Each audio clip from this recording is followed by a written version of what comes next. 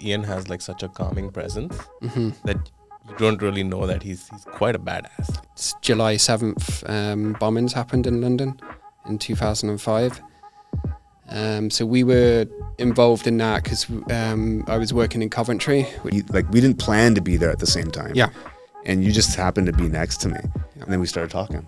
In fact, he was just a normal guy doing this pretty extraordinary thing and raising money and just looking cool when you're running in the middle of a road with an ambulance. Welcome to The Long Run. Today we're with Ian Mawson, a friend of mine I've known for the last 3 years, correctional officer, veteran, and now active serving reservist out of Penticton. And we're going to share the story of the run, how he helped, and a little bit about him. So jump in, let's have some fun. This is The Long Run. I'm Sachin Lakti, 48 years old, and I just ran over 3,700 kilometers across Canada, averaging 50 kilometers a day to raise awareness and funds for mental health.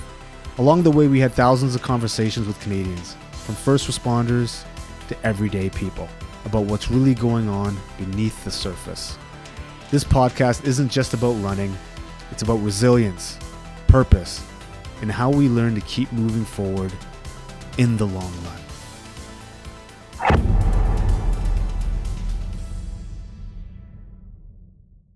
We're doing with her. Yeah, you mentioned that you were doing the social media for her and stuff. Yeah, all the videos we're supporting in the back end. That's really cool. So he started following her? Yeah. That's pretty cool. He's good stuff. Yeah, I like the flow of this conversation with Preet. It's pretty cool. We just kind of, Sach found her and we just offered to support, and we're like, hey, whatever you're struggling with, we're happy to take things off your back just to support you. Yeah. And so, we're doing all the videos on social media, and she's right now in the Arctic, and she calls in via satellite phone every day, throws in like a voice note, and then we actually edit the videos and put it up. That's pretty cool. It's pretty cool. Yeah, I mean, it's a no-brainer though. I mean, she came to Canada. We figured, okay, can we do something? How can we do something? Exactly. Is there a way we can help? Yeah. And so it just worked out that way. So, whatever, we'll help as much as we can. And see how it plays out. Yeah, her story is pretty cool. Like, British military. Exactly, yeah, and that's what I kind of attached to, because she was, I don't know where she served in it, but she was an officer, I believe. Yeah, and I think she's been to Africa a bunch, and I'm not sure what her role, like what her trade was. Yeah. Sure, but she was an army officer. I do believe that she was medical corps. Yeah. Okay. I think. Exactly. Yeah. Okay, so that aligns with you too, right? Because you're a medic too, right? That's right, yeah, I was a combat medic, yeah. Do you want to explore the Arctic next year? I mean, I wouldn't say no, but I don't know. It's not fast though. No. How much can I eat when I do it? But yeah. The goal is to obviously, I guess it's a new adventure for us. So even I'm learning so much as well about what it is that she's doing, right? Yeah. And it's like an expedition, and it's so fascinating because she's basically walking on ice. Yeah. And then she's like in minus 50 degree temperatures, there's wind and all of that stuff. So it's kind of crazy.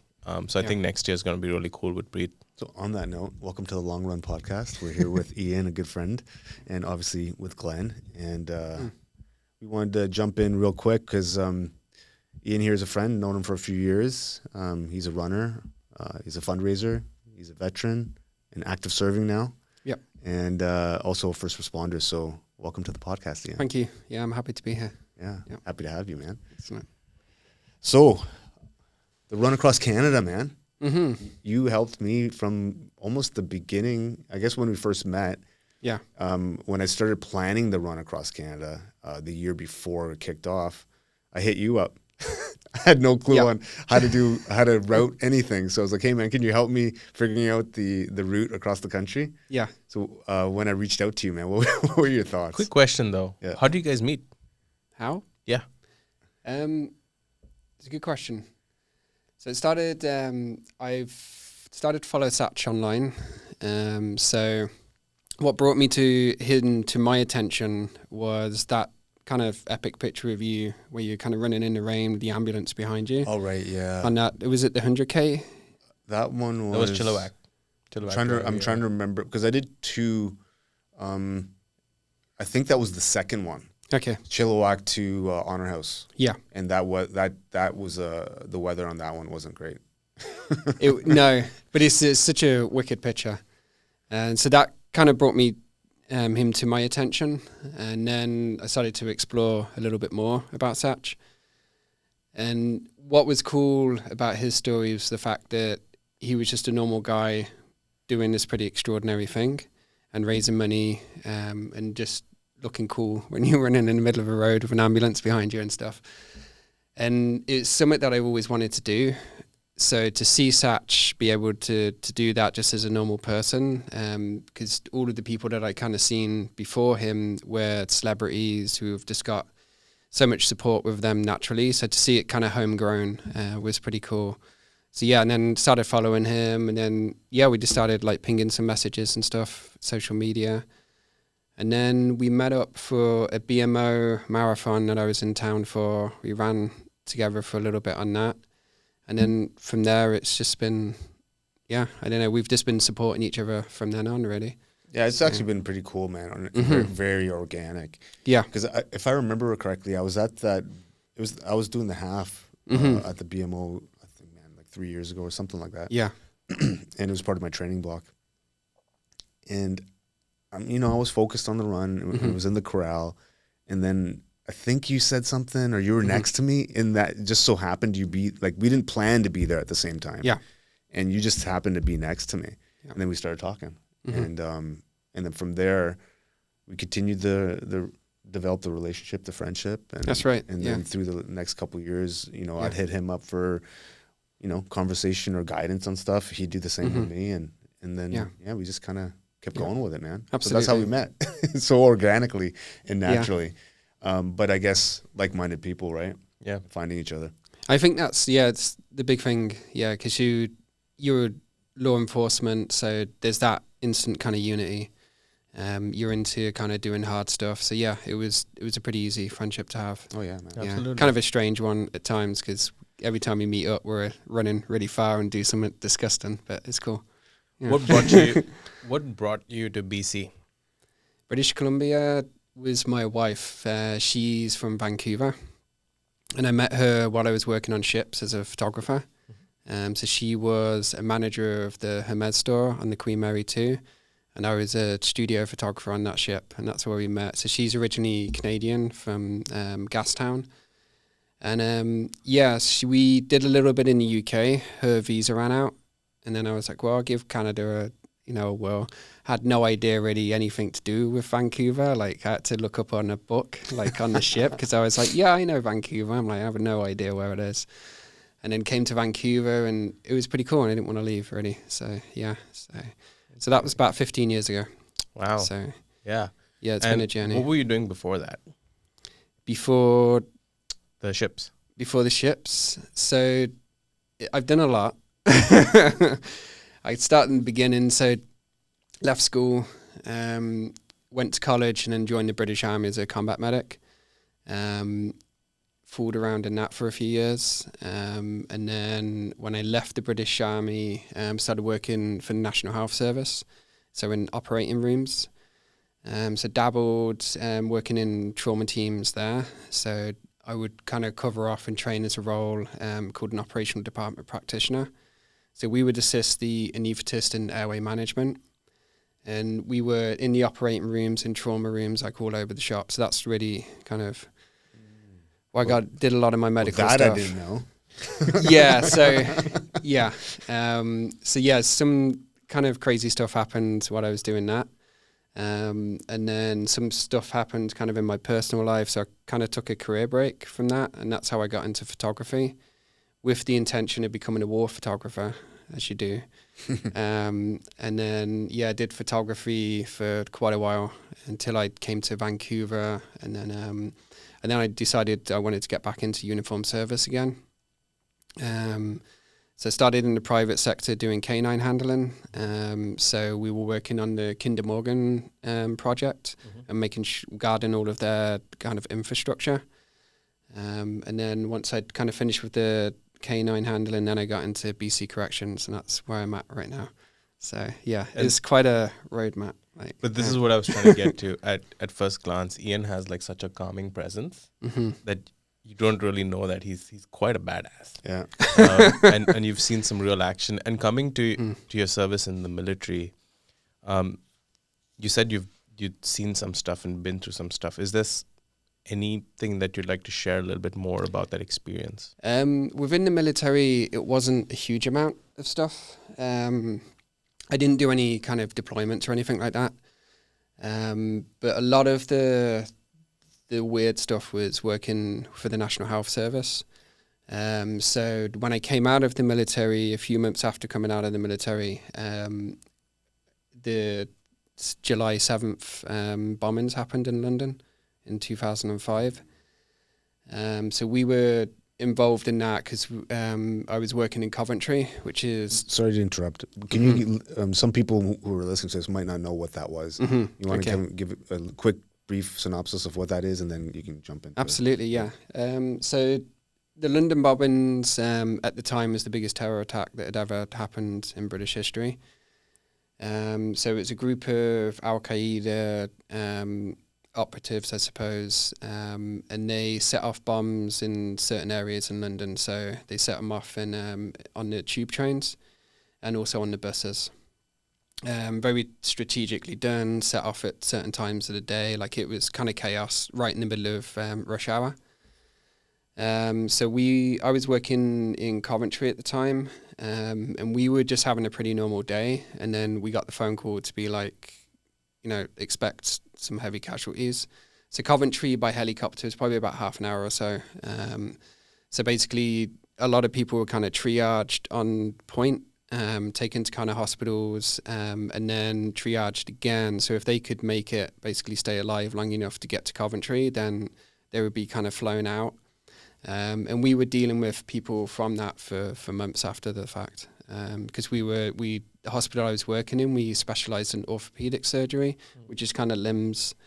So we were doing a lot of operations on these people. So yeah, it was kind of a crazy day, and they'd set off. So they'd done a lot of fake phone calls. So in Coventry, they'd said that they'd planted a bomb in the bus station, which is actually pretty close to the hospital. So we kind of collectively as a hospital had to kind of come up with a decision whether we were going to evacuate the hospital or actually stay on site to be able to receive casualties and stuff. So yeah, so it was a young 20-something. It was pretty wild. So you were on shift when it happened? Yeah. And then how long did you remain on shift? And we were there for quite a while. Like, we were expecting to be there, like, do a 24-hour kind of thing. But we did manage to kind of get out within a reasonable time. The biggest thing was the fact that the bomb threats were just bomb threats. Had they have set bombs off in Coventry, which we were expecting them to do, then it would have been all hands on deck. Yeah. So yeah. I'm sure that I can't even imagine the impression that left on you as when you're in your 20s. That's like some real PTSD right there. Yeah. How did you sort of deal with it? At the time, I thought super awesome. But reflecting back on it now, like, not great. Yeah. Yeah, it was a lot of stress to kind of take on at that point. And back in that time, we didn't talk about mental health. We didn't talk about feelings. So that was ingrained into me from the military. So you would kind of solve your problems at the bottom of a pint glass. And that's generally how it went for quite a while. And that's why I think I ended up taking a career break. Because I just wasn't dealing with it in a healthy kind of way. And then with some personal stuff that was going on, I was like, yeah, it wasn't great. But yeah, but if I hadn't have taken that career break, then I wouldn't be sat here right now, because likelihood is I'd still be in England, right? So I wouldn't have done photography, met the wife, and then, yeah. And here we are. Yeah, it's weird. It's weird how life can kind of take you that way. So yeah. Absolutely. So the two of you guys met a couple of years ago. You all became friends, running friends, I guess. Ian, you played a pretty key role in this run that Sach did before anyone else got involved, because you actually did probably the most important job was actually setting up the run route. Yeah. So tell us about that. How did that happen? How did you decide to help him? Because I'll tell you where I'm coming from. Yeah. So Sach and I met in Feb, right, of last year. And he had this route laid out with like 85 different stops and all these names of places that, like, I'm like, who designed this? And he's like, my buddy Ian. Walk us through that process. How did that happen? And yeah. I'll jump in real quick just to say, so for me, at the time, I didn't have anyone helping me out. I was like trying to figure out everything on my own. Yeah. And at the time, I just felt, you know, that overwhelming feeling of like when you're in high school and you got to do like math homework or something. That's what I was feeling. I was like, man, how am I going to even tackle this? What am I going to do? Yeah. But I did understand from our interactions that Ian's, you know, methodical, kind of calm, and somewhat meticulous in what he does, and I'm not. And so I was also focusing on other things that I really needed to really square away, which was, you know, sponsors and things of that nature. And so I was just reached out. I go, hey, man, can you help me out here? Yeah. I don't know what the hell that I'm doing. I don't even know how to start. Because, like, even for stuff that he's already done, he's planned his routes and he's, like, organized them. And I never did any of those things on any of the runs that I've done. Yeah. I've just kind of winged it. Yeah. So that's lays the foundation. Now go. Yeah. I think I was coming off shift one day and I got a text off Sach to be like, can you help plan the route? I'm like, yeah, like, easy. Like, because my theory behind it actually was because there was it Dave Proctor? What was his name? So he'd already done it. So I was like, oh, it'd be fine. Like, I would just like piggyback his route. And then there wasn't a huge amount of information on his route. So yeah, so it took a while to figure that out. Because there's so many, it's a big country. Like, this isn't like the UK where you can just be across it in a couple of hours kind of thing. So yeah, so I kind of just had to break it down kind of into each 100-kilometer day. And then, yeah, it was a lot. And even using Google Maps, like, I thought I was pretty savvy with that, and then I totally wasn't. So there was a lot of YouTube on, like, how do I do this? Like, to actually be able to save it so that it's there ready for you for each day. And then it's trying to plan it in a way that Sach doesn't have to think about it. Yeah. And whoever's driving the bus doesn't have to think about it, because it's just you wake up in the morning, okay, it's day 2, cool, I'll hit day 2, and then we go. But I think the BC almost to Alberta portion was the most sensible bit, but then as you start getting more into the East Coast, things start getting really weird, and then you get like big highways like around Toronto and Montreal and stuff like that. Like, yeah, things get strange. And then it was kind of a question at that point was, is it visibility that we were going for, an engagement, which is actually what it turned into, or is it the record, right? Because if it's the record, then that's pretty easy. You're just going to skirt around all of that stuff. But, and coming to that, initially, the messaging that you'd put out there was you were going to beat the record. So you had built a map initially designed for the 100%, record. And that's what it was, right? Like, it was 100. Yeah, we were just doing 100K a day. And yeah, a lot of it was like, I think, if I remember right, like, it was Toronto one bit, like, you kind of like skirted in on one portion of it, and then it would have been just straight out and gone kind of thing. So yeah, it's interesting. Like, if I do it again, then I'll definitely ask more questions. I think that's what I'll do. But it was cool to do it because I saw a lot of this run was just really good revision for my own projects kind of thing. And it was just great to kind of gather that information. And again, like, I follow a lot of like very famous people, and they kind of make it look really easy because they just, like, Ross Edgley will just kind of turn up. He's got his crew of people, and then he just swims around Iceland. Everything's kind of cool, right? And you're like, oh, okay, yeah, like, I could probably plan that. And then when you start delving into it, it's just a Pandora's box. You're just like, crap, I need this, I need that.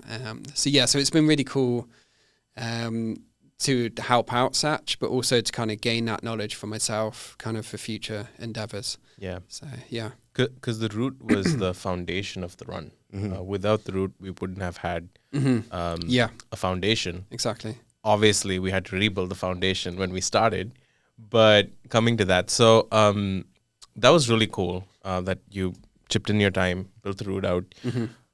You also came out to run with Sach for a couple of days. Tell us a little bit about that. Yeah, I mean, it was a project that obviously we'd spoken about a lot, and it was really cool to kind of have the early conversations that we'd had about it and actually see it kind of get to fruition where it was kind of day one and you were going. That was really cool. So, of course, I wanted to be part of it. So as soon as we'd got the dates kind of locked down when the actual run was going to happen, then, I was just like, okay, 100% I'm going to get out and run some kilometers with you. Yeah, I mean, I really appreciated it too, man, because I had no expectation. And then when you said you were going to come out from Langley onwards until I think it was Kelowna, it was good, man. Like for me, especially during that time, it was the first week, and it was just kind of I wasn't settled, and I was trying to get settled. Yeah. And I think having you come out was extremely helpful, not only for me, but I think also for like Glenn and everyone who's in the RV, trying to, bridge that gap between how I was feeling and then what you guys were doing from a logistical perspective. And then you filled in a gap that we didn't really realize we needed to be filled at that time. So it was awesome having you there. Absolutely. Would you guys like to look at some clips and images? Let's go. Let's do it. Yeah, all right, absolutely. We'll have the first image up. Yeah, this is, what are you thinking in this moment? I don't know what day this is. I believe this was on our way to from Langley towards Chilliwack. Okay. And it was a particularly hot day, obviously, as you can see. Yeah, I mean, it's just always good to just be out doing this sort of thing. And getting the flag out, doing the thing with that, getting some visibility with that. Yeah. Is always good. But I mean, it was the first couple of days was kind of figuring out exactly what Sach needed. Like I had an idea kind of coming into it, but obviously out of the crew, Sach was the only one that I knew. So I didn't exactly know what the crew was made up of. Yeah. And kind of how I would kind of fit into that and to kind of help in Sach. But like the first couple of days, it was very evident that, okay, like I needed to just take a lot of pressure off Sach. And then, just kind of how do I fit in within the crew and how do I help you guys out, but also, keep him going. Because obviously at this point, it was 100 kilometers a day. So I'm like, okay, how do I keep, my buddy going for 100 kilometers a day? Like this, it's like insane. I think another thing to consider that just came to my mind is like, I think from my understanding, when people do things like this, like, like have crew and all that kind of stuff, it's kind of already established well in advance. Like everyone knows the person who's doing the thing quite well, right? And so everyone was strangers.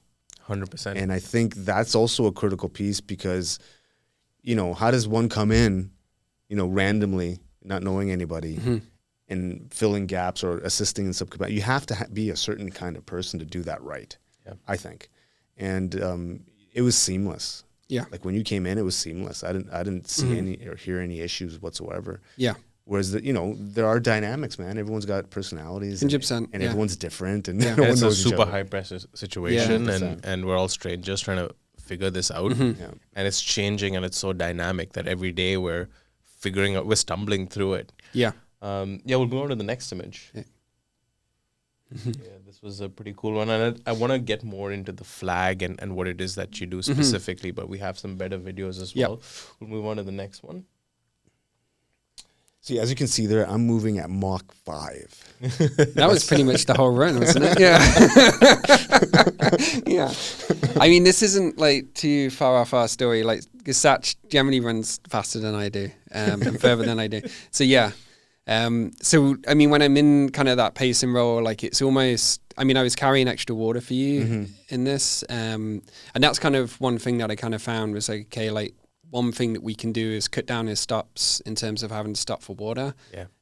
So I was kind of lugging more water in my pack for Sach so that I could just hand off, take his bottles and then hand him more nutrition, whatever he needed. So yeah, because also at this time, I think we're off the highways at this point. At some point, right? This was the time where we had run with the RCMP. So we had to keep distance as we were on the B roads because we obviously couldn't tail you guys. That's right, yeah. So that's why I think what he's saying right here is it was actually really helpful, right? Because now I didn't have to carry anything.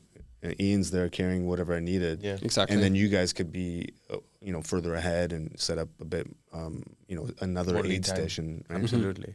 And this was some insight into sort of Ian's background, right? Because he's a problem solver by nature. So it was him coming in, identifying and observing problems, because we were about 3 days in when we kicked off from Langley, and then quickly filling in the gaps and in his own way, not trying to like push us over being like, you have to do this. He was like, it was just when you said he was the perfect fit, he was like an angel. He was exactly who we needed in that moment. We'll move on to the next image. Yeah, this is one of my favorites. Yeah, that's a cool shot, man. That was such a cool bridge to run. Was that the one that was like super sketchy because it was like... Yeah, it was super narrow, remember? And so I think at this stage I was actually feeling kind of good in the sense of like my pacing. Yeah. And I didn't manage it properly because it did hurt me later. Yeah. But I think I was like doing 5.5 minutes a kilometer. We were doing good, yeah. And then, like maybe for 400 or 500 meters and then kind of slowing the pace a little bit. So we were averaging a pretty good pace considering how far we were going. Yeah. And that there was no shoulders on that bridge. So we were on like the curb part. And then see each sort of pillar had to go kind of around it each time. That's insane. So yeah, there was some... But it looks nice. It was beautiful, and I remember running across it, and I was like, "Oh, this is good," because I saw Colin got the drone up and stuff, and I'm like, "Oh yeah, this is going to be really cool." Do you remember the sights from the run? Do you like? Because it's a blur to me, but yeah, like when I think back to it, it's funny because I think actually since this run, I've become better at kind of observing my surroundings. But it's hard when you get locked into that kind of we need to get from A to B. You just get kind of laser focused, and you can forget to lift your head up and look around. Because I just get so focused on kind of Sach that I, at times, was just not looking around and enjoying such a beautiful view. Exactly, right. And seeing a bit of, I never take this route, ever. So to have ran it now, like I'm like, that's really cool. Like, I know that it's there now. If there's an option that I need to kind of skirt around the highway to get into Hope or whatever. But yeah, I'm trying to be a lot more observant when I'm running now. And that's definitely come off this run because there was so many cool things that we saw. Amazing. It was awesome. Yeah. Yeah. Moving on, we have a couple of clips as well. This one, I believe, is the first time we actually met. So this is where you met us at the Sandman in Langley. And the next clip was we had Ian Anoop running with us. Nice to meet you. And we were sort of chatting with her and like learning more about her. And I think this clip to me So you running a lot? sort of highlights sort of the role that you just kind of played through for the rest of your time with us. It was just kind of being there with people who were running with Sach, managing his energy.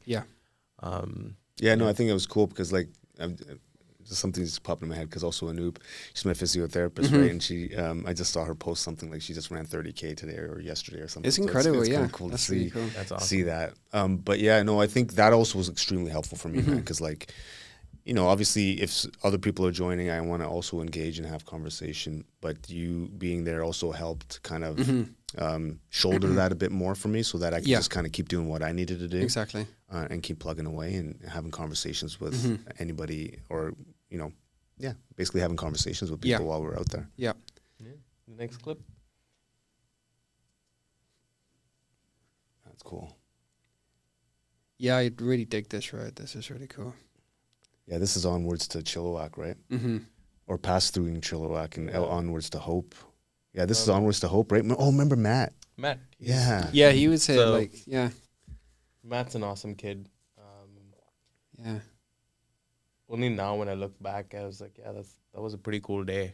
Yeah. It was good. It was such a great way to start the morning, especially because we'd started in a pretty crappy kind of weather and stuff like that. Yeah. So then to have a day where it's just like the sun's beating down and it was nice and Sach gets his shirt off the second the sun comes out. It was hot, man. I don't think I did much of that after. I mean, maybe a couple times, but I think there wasn't very many people around. So the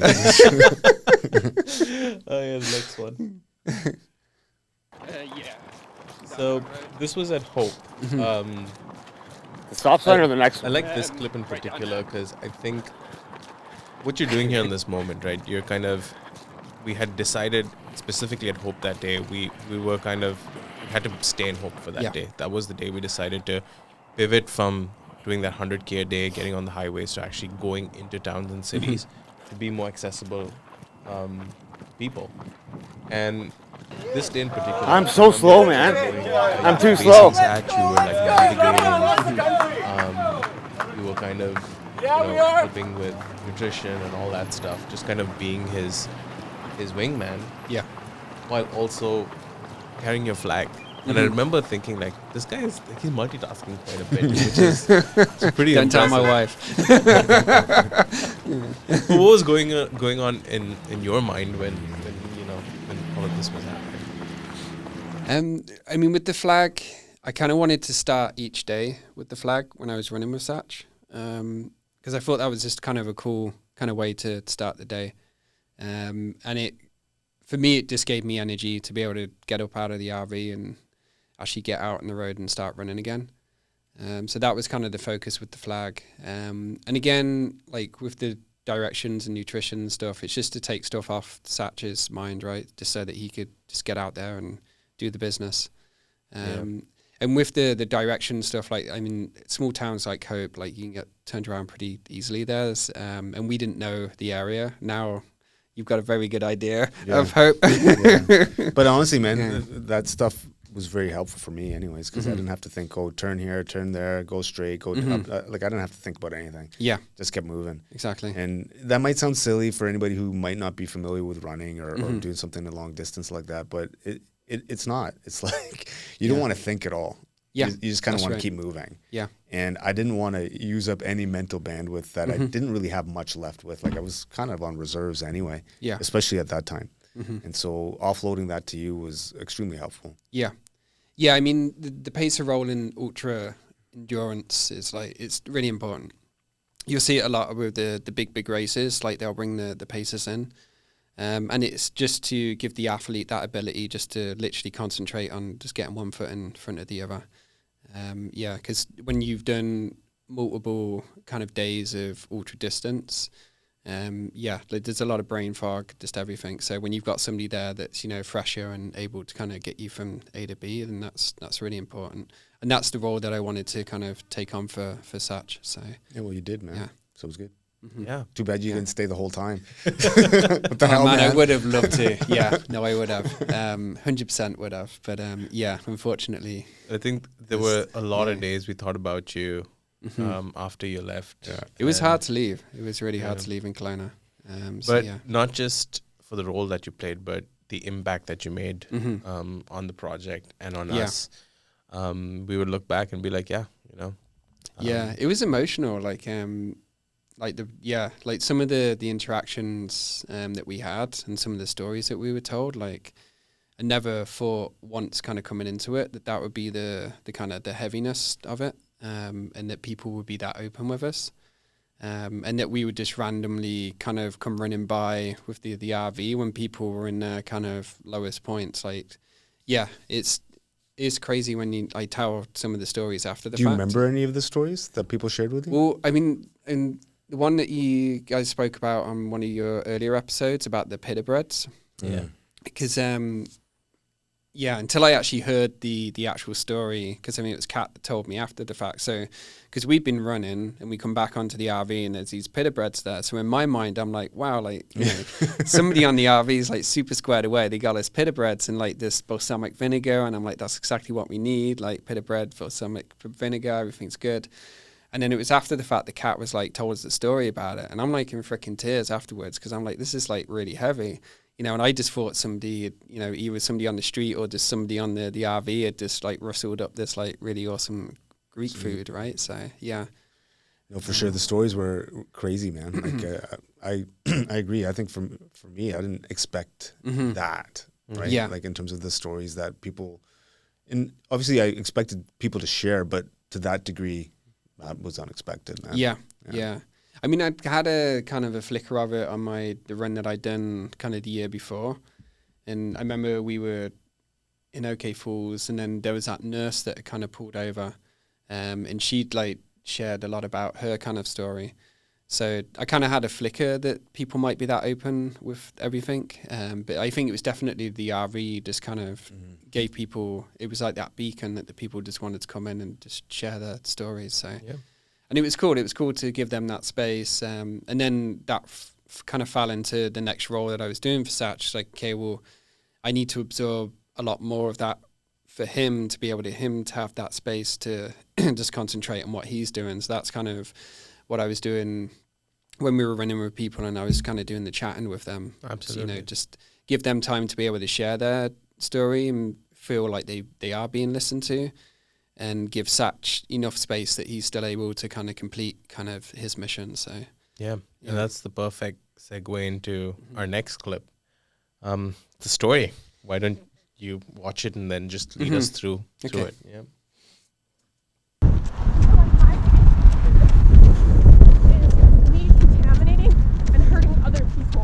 Gotcha. Okay. Which sounds kind of backwards. Yeah, because I would have thought it would have been the other way, but yeah, okay. Yeah, Maya, she's awesome. She's wicked. Yeah, because we met her, where was that? Abbotsford. Initially in Abbotsford, and then, Abbotsford, right? that was in Hope there. Yeah. That's right, yeah. And yeah, because I think her mum was doing some wound care in Hope, if I believe, right? And then, yeah, Maya had asked to kind of come out with her because we knew that Sach would be there. Yeah. Like, and the fact that she'd even like turned up to even go running. That was her first ever 5K. Yeah, that was pretty cool. And you guided her through it. Yeah, and you know, I didn't know, and this is the other thing with people turning up to run with us, was like I didn't know what their running ability was, right? Like there was a lot of people that kind of turned up that do ultras, so I was like, okay, they're squared away. But then yeah, you've got like people like Maya who's never done anything, right?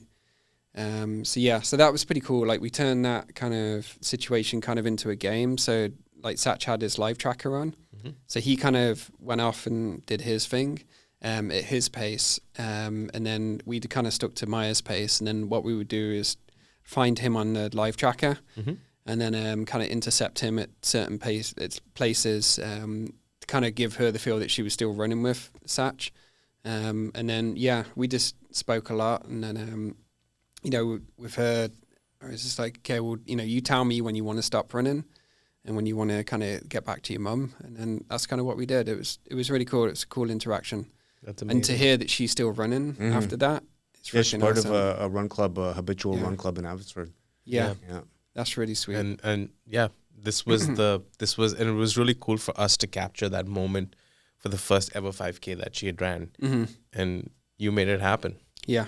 No, it's cool. It's cool. Yeah, I was super happy when you guys told me that she was still running. So, yeah. The next clip was the one that we have is with us when we got to Kelowna. So if you can just have a look at it and also just walk us through that. Yep.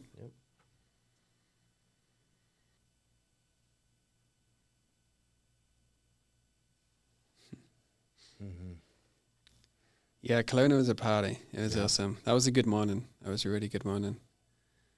A good group of people. It was cooking too. It was nice weather. It was like almost like I mean, it was summer, obviously, right? But it was that summer vibe, you know, that you. Oh yeah, it was wicked. It was wicked because there was like that big dance party happening right by the Sunday service. Yeah, and I think for me now this highlights exactly what you were just telling us, where you were sort of absorbing, creating space for people, having conversations, pacing.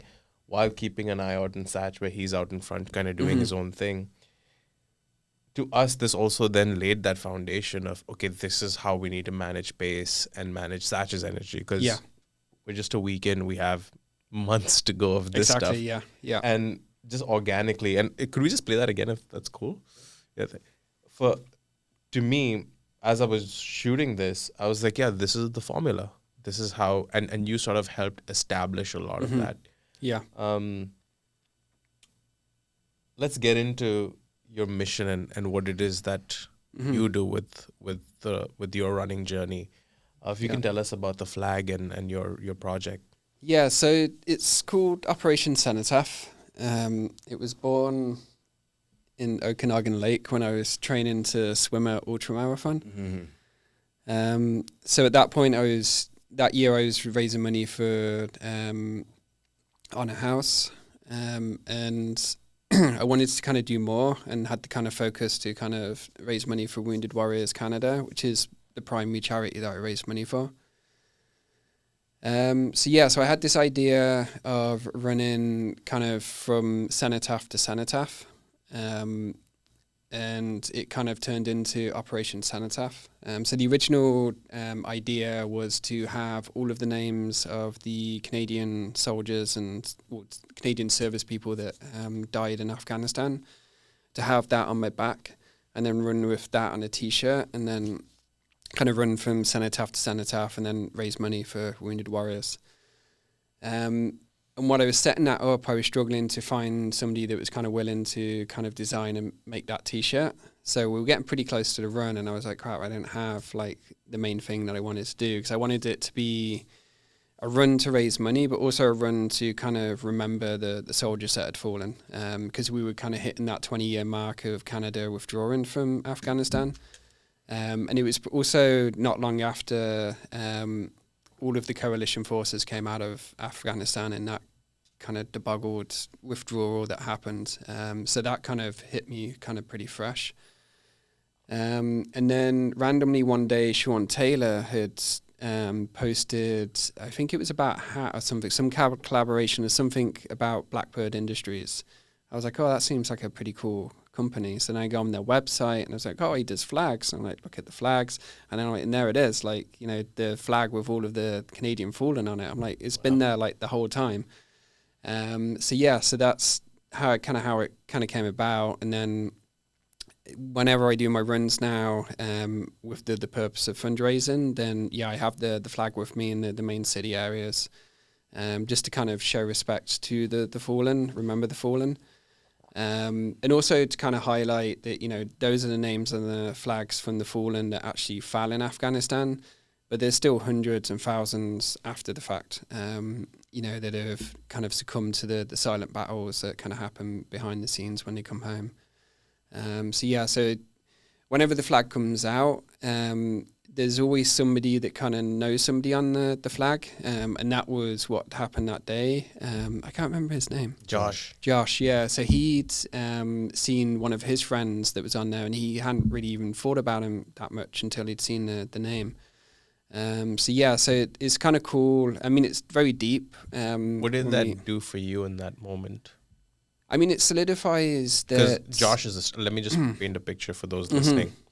We'd gotten to town in Kelowna. Josh Stillborn, he's the owner of this business called Recovery Spa. They came on board to support us and Sach as a recovery partner through the run. Yeah. Amazing couple, great business. You just happened to show up, and he froze when he saw his buddy's name on the flag that you were carrying. Yeah. What did it do for you in that moment?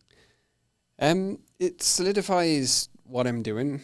It's, you know, and the kind of the power and the impact of the flag, because it seems like such a simple thing. And for people that have the kind of no connection to uniformed service and, you know, the trauma-exposed kind of world that we live in as uniformed service members, sometimes they kind of don't see the gravity of it. But it's when you have that connection of that person that you know, that name that you know, and that, you know, it's right for that person to be remembered, right? Like, you know, they gave their life for the country. So to kind of have their friends and stuff like that remember the people that are on the flag, like it's a really cool thing. And aside from the flag, like sometimes I've got like a slideshow, and I'll do like a presentation like in the fundraising space, where it's probably about a 10-minute slideshow, but it shows all of the faces of the people that are on the flag. And that was interesting setting that up, because that was kind of the first time that I kind of became connected with the people that are on the flag. Like, 'cause I had the idea and then I had the names, but there were still names to me. I didn't have any faces to the names. So when I started doing that, putting that slideshow together, like it was really heavy. Like it hit me a lot harder than I thought it would, because now I had the association between the names and the faces. But it's great when the flag comes out and somebody sees a name on it, because that person's remembering the person that's on the flag, and it's right. Like, you know, they should be remembered. So, and that's I think the biggest thing is like, you know, when countries get involved in these kind of distant wars and stuff like that. They withdraw from them, and then the war's over. But the people that kind of made the ultimate sacrifice while they were out there fighting or doing any sort of service out there, they can get easily forgotten. So it's, this was our generation's kind of war, and it's right, that they get remembered and that they get carried on these like cool kind of missions that we kind of set up and we do. So that's true. I think that's the thing that always strikes me, right? Like, it sucks that war happens, but there are people who voluntarily put on a uniform and go to fight. And it's not about the politics of the situation. It's the fact that someone's going out there to defend their home. Yeah. And yeah, it's a tragedy really when a lot of these names and people's memories get lost through the cracks. Yeah. So what you do at even at a grassroots level, on driving impact and even that moment I remember, because Josh was in tears. Yeah. When he saw that name and he just froze. Yeah. It's moments like that.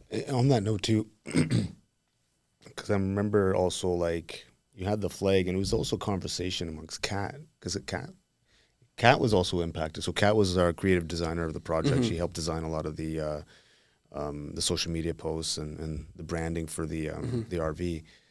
And so I think I recall her saying also, like, when she saw the flag and the names, it becomes, because everyone we talk to, most people, are either in the space to, understands that world, first responder, veteran community. Like, we kind of are in that, right? And our goal is to engage with people who aren't, right? And so we don't want to speak to the choir. We want to speak to the people who need to join the choir. Exactly. And that's so right. It was that flag was helpful, at least from when I was listening to Kat. It kind of resonated differently for her, because then now it's like oh, wait a second, what is this? Yeah. And now we get curious about maybe making it more not real, but close, like understanding it more relatable to a certain degree. And I think that's what that flag does. Yeah, absolutely. Absolutely. Yeah. And I remember later on through the run having conversations with people who didn't understand, right? I remember there was like, after that, you made it a point at every cenotaph you'd stop and you'd pay your respects. Remember going into Shiloh, obviously a lot in Ottawa and all these places. And that just opened up a conversation more, being like, there's this awesome guy who's running across BC with his flag, paying his own respects in his own way. And it's honestly, remember when we were in Kelowna, we ran by with Quentin as well. We stopped off at the cenotaph there too, right? Yeah. So I think like I've kind of done that just naturally over the last few years. Whenever I've run past something like that, I just stop and pay my respects. But I think it's something that I think, I'm going to go far as say, I think it's something that everyone should be doing to some degree, right? Like, we have these cenotaphs in our country. Yeah. They're there for a reason. And look, you don't have to be super patriotic, and you don't have to be someone who's into politics to just pay your respects to to people who have served in some capacity. I think it's important. And I think that's also what also builds patriotism to a certain degree, right? Yeah. Having respect for certain things. You don't have to, things are going on in the world right now. And you don't have to love what's actually happening. Yeah. And it's not that the people who are going to certain types of wars, you don't even have to love that either, but they're doing it. Exactly. And so it's the fact of the respect thing of that. And I could give it an analogy, I guess, that makes it a little bit easier to understand. And this helped me a lot to understand too. When you're in a position, let's say, maybe civilians might not understand this, but like in a military sort of environment, or even a hierarchy kind of environment, if someone's your superior, you're not necessarily respecting that individual. You're respecting the role that they represent. Exactly. Yeah. You represent the rank. That's what you're respecting, not the person. The person's immaterial. So what I'm trying to say is, you don't have to really love or be all in with the military or wars or anything like that. but just the act. Yeah. The act of just service. I think that's what we're respecting. Mm-hmm. Yeah. No, it's definitely a lot. Like, like within corrections, if we're at dinner party and stuff like that, and people will kind of get into kind of conversations about crime and stuff like that. Oh, this person needs to go to prison, rah, rah, rah. And I'd always kind of broker the kind of question to the table, like how many people at this table would be willing to be the corrections officer to ensure that that person that you want in the prison stays in the prison. And the hands will probably normally be kind of pretty low, right? And I'll be like, okay, so I'm the one person out of maybe a group of 10 that, be willing to do that. And I think that falls into the military as well. Like there's not I think Canadian forces right now are having a bit of a surge with recruitment. And I think a lot of that's owing to a lot of the stuff that's going on down south. But yeah, service doesn't come naturally to this generation and the generations that are coming through right now. Like it was a big thing, especially when I was younger. Like service was normal. Like you'd always know somebody that was in the army, whereas now it's not like that. And that's why do you think that is? I think it's just a generational thing. It's not quite as attractive as it used to be. And certainly in Britain, like back in the day, like it was really like go and work in a factory or join the army. It was kind of, or be unemployed kind of thing. Because and I think there's more options for people now, especially with technology and stuff. Although even though the military is moving kind of in a very tech way, it's easier for people or more comfortable for people to make a living outside of that. And going into the military, there's a lot of things that suck. There's a lot. And even uniformed service as a whole, like there's a lot of things that suck. And I think probably the more awareness it's brought on the mental health side of things and how negatively it can impact you, maybe that puts some people off as well. Because there is an accepted risk that, you might get injured, you could die on whatever job, or you could get the invisible injury, like PTSD and stuff like that. So, I don't think it's quite as attractive as it used to be. Yeah. And your current career, Mm-hmm. where you are in this moment, you work as a corrections officer. Yeah. Tell us about that. How did you get in? And what you just said, not a lot of people want to Mm-hmm. get into this field. Yeah.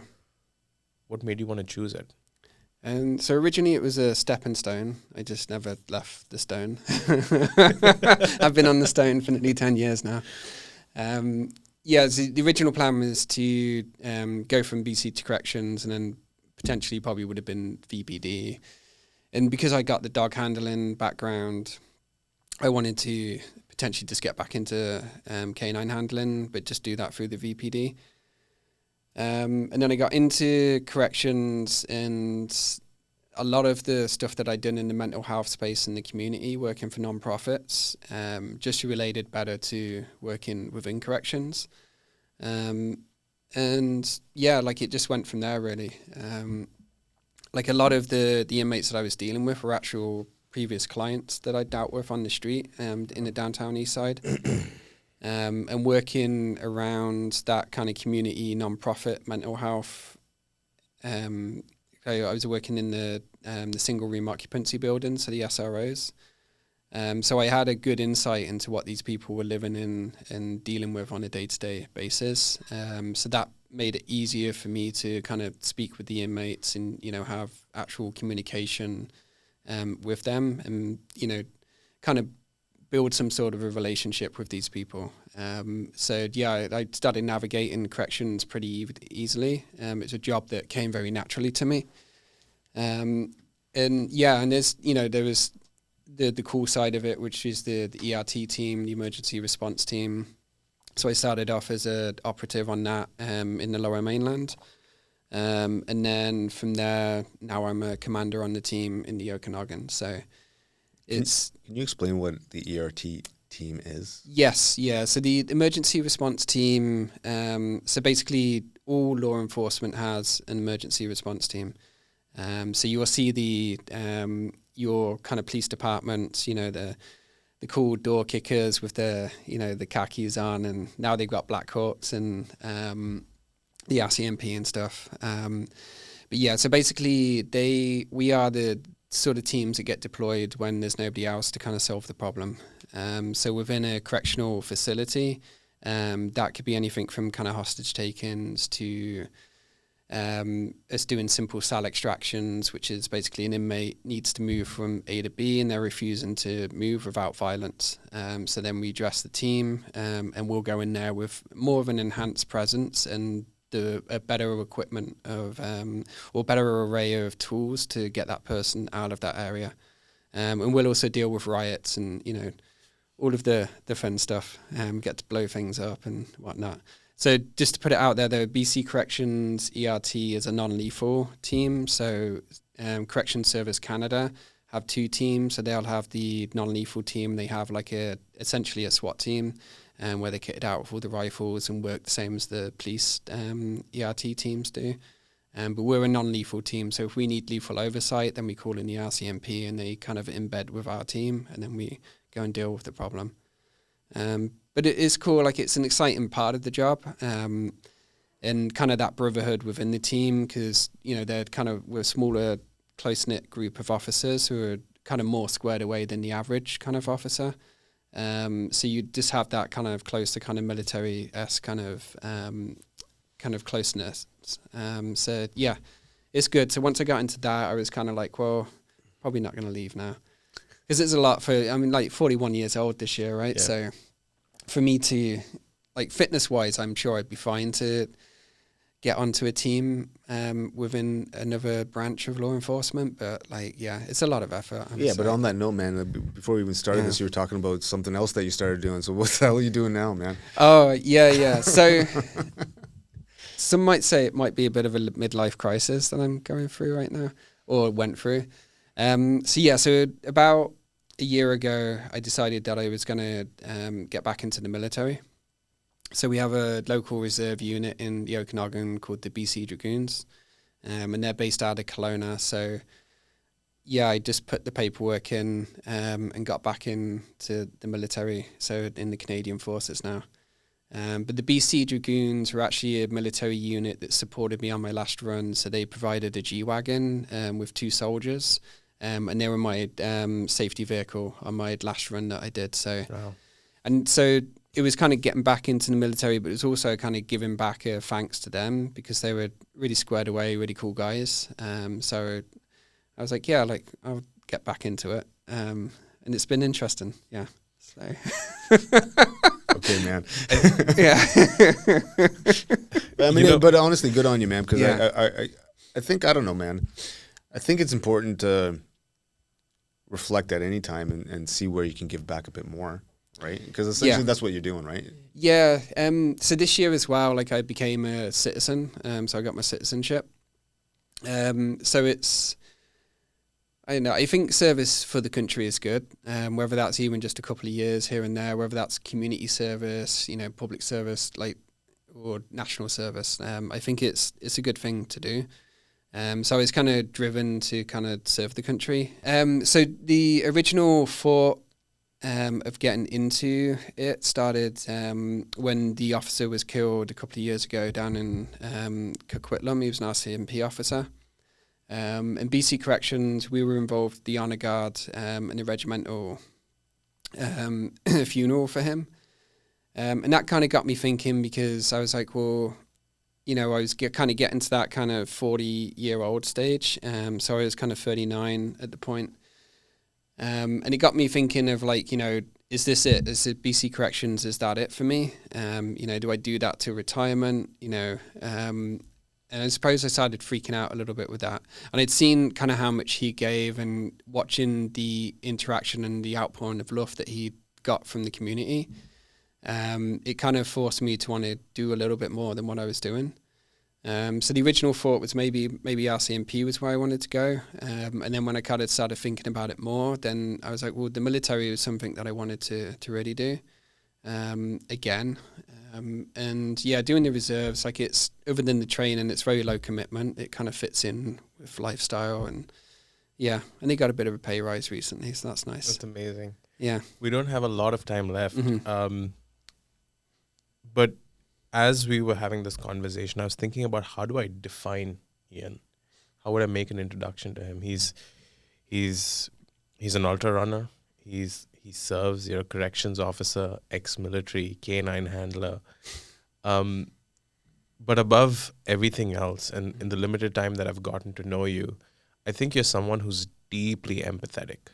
You have, I think your strength doesn't come from a typical alpha, even though you are very alpha. It doesn't come from that, like he's alpha, but there's an aggression to his energy. You're the opposite, right? No, that's true. I've been told that a couple times. Yeah. I'm curious, where does that come from? That deep empathy that you seem to have. We were just talking about your job in corrections, and you were talking about some inmates that you deal with, and the respect that you even talk to them about them, the respect with which you talk to about them. That's always struck me about you. Where does that deep empathy really come from? Maybe, so my dad was a firefighter for donkey's years. I think he did like 30 years in the fire department in the UK.